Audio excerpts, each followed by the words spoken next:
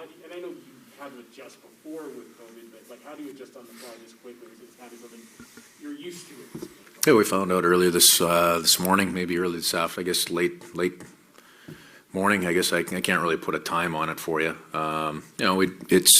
It's become a part of our world. We test, players are testing often. We're not the only ones that have had to adjust on the fly. So we had lots of time to do that. It's unfortunate, to have, guys not available, but like I said, it's become, a part of our, close to a part of our regular course of business.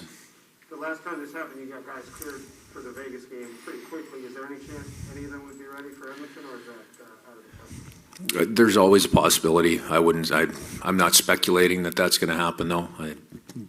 I don't know. I don't know on that one. So, we'll go through the regular process, and guys will be available when they get through the process. On the game tonight, it looked like your guys did a lot of things right to generate chances, move the puck around, and they just ran into a hot goaltender. As a coach, is this one of those times when you kind of shrug and say, okay, like he got us that night? Yeah, I don't think we ever just shrug and move on as a group. You know what I mean? We deserved a better fate tonight. Our guys worked their tails off. We didn't give up much coming at our net. We gave up a little bit on transition, which this team is excellent in transition. They got us a couple of times. On the other side, our group did a lot of good things with the puck. We were able to generate a lot of zone time, especially as we got into the second period to tilt, to be able to tilt the ice and generate some opportunities.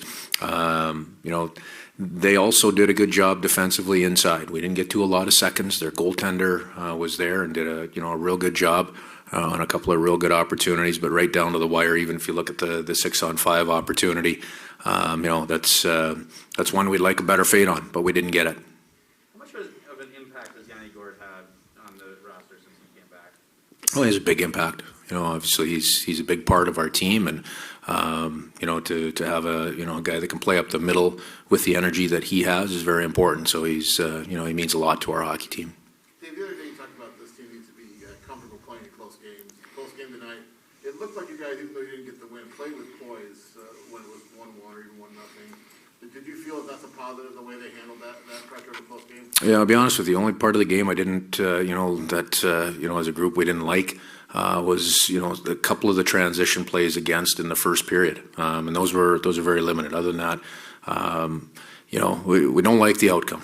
We're not settled with the outcome, but there's not very many parts of this game that I don't like. There's certainly. Most likely I can look through this and be hard pressed to find, more than, enough that I can count on one hand of instances where I'm disappointed with our effort. Our effort was excellent. Our togetherness was great. We stayed with it. We couldn't make the play to get the game-winning goal.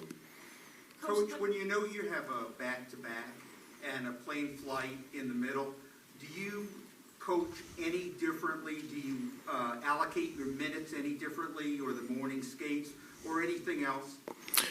During the game, we're planning to win tonight. Tomorrow's tomorrow. That's we'll turn our attention to that now after the next few minutes. So no, during the game we're planning to win tonight. We're not playing for tomorrow. We'll worry about that once we get to it.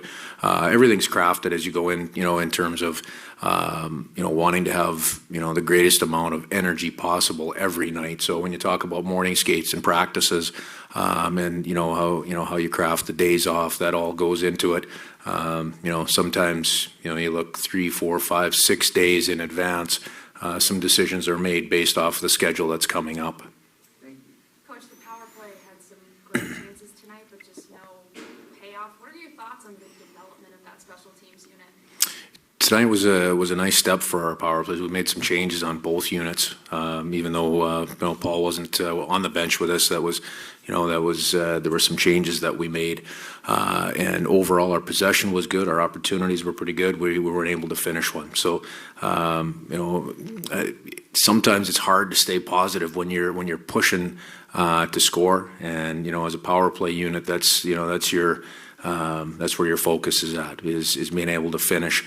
But off of tonight, I'd like our power play to walk away and feel good about what they did, and be able to build on that and take the next step tomorrow, which is finishing 1 or 2 for our team. So when you as a player with COVID, I know you manage the lineup, but when it comes to Paul, like, how do you work around that? And then what's the discussion about who takes control of the power play and all that, or how does it work within your team?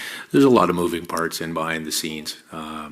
I've talked about it before. The coaching staff, we cross over in an awful lot of roles. There's not very many things that we're not all involved in. So it's no different than any other part of our team. When somebody's down and not available, others step in and pick up the slack and do whatever is necessary and whatever needs to be done.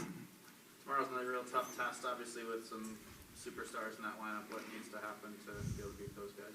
Well, we got to, number one, we got to wrap this up so we can get out of here, get up to Edmonton as quick as we can, get a good night's sleep, clear our minds, and come back with a real good team effort tomorrow night against a great hockey team that's off to a great start. Thanks, Dave. Thanks, everyone. Thank you.